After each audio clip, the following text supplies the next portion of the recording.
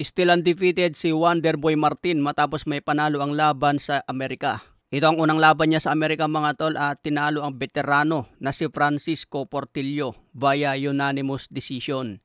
Napagandang panalo ito para kay Wonderboy Martin.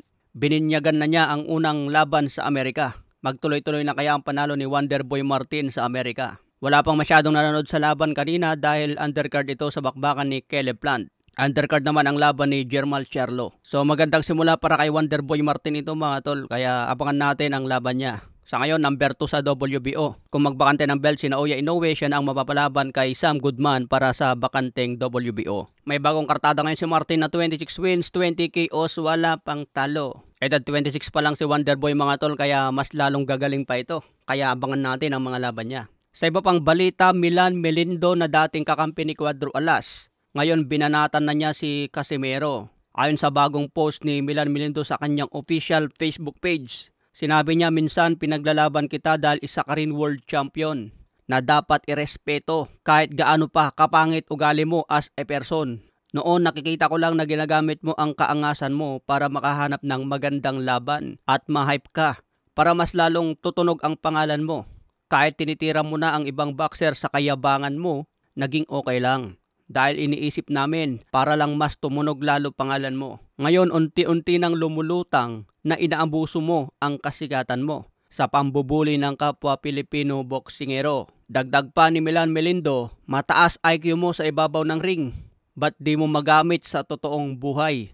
Nare-respeto ka naman ng karamihan, pati na ibang boksingero. Pero unti-unti nawawala dahil na din sa di ka karespe-respeto. Aba, matinding banat ito ni Milan Melindo mga tol. Mahaba pa ito.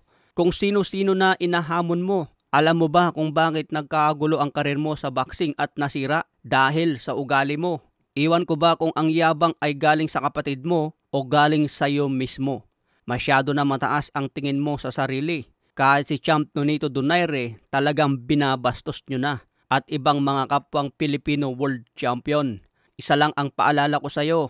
Kahit anuman ang narating mo dito sa mundo, isipin mo kung saan ka nanggaling dahil doon din tayo papunta lahat. Dagdag pa ni Milan Melindo, sayang ang nasungkit mong karangalan. Mapapawalang bisa dahil na rin sa pinapakita mo sa ating kapwa. Unti-unti nang mabubura pangalan mo na isa kang halimaw sa ibabaw ng ring. Mas nangingibabaw na ngayon ang pangalan sa kahambugan kaysa sa mga naabot mo sa buhay bilang boksingero. Sabi pa ni Milan Melindo, sayang ka. Madami pa naman humahanga sa iyo. Ngayon unti-unti ka nang nawawalan ng kakampi at di ka na kayang ipaglaban dahil ikaw na mismo ang sumisira. Ayan mga tol, ni Real Talk ni Milan Melindo. Dati pinagtatanggol ni Milan Melindo si Cuadro Alas sa mga basher.